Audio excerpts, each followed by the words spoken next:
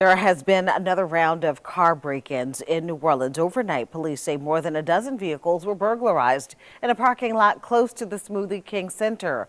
While some of the owners say they were at the Pelicans game at the time. WDSU's Elizabeth Kubel spoke to one of those victims whose fun night at the game now overshadowed by crime. Elizabeth. Exactly, Gina. And that victim says he was here at the Smoothie King Center with his young son. But after what happened last night, he says he is thinking twice about coming back.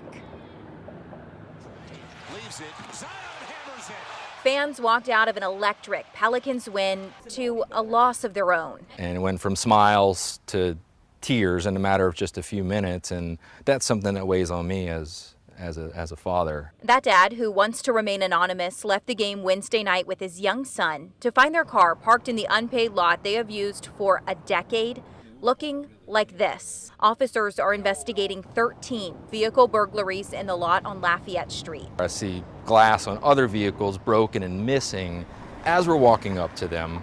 And I arrive at my car, and that's when I noticed that every single window was hit, busted, and it looks like they were able to get an arm or a hand into one part of the door. We have reported on similar incidents during professional sporting events before. Just last week, we showed you this damage. A man's car window smashed in after a Pelicans game.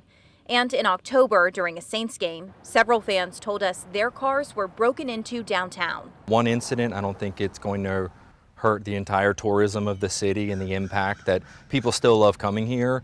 But the more incidents that happen, it's just like ticking away.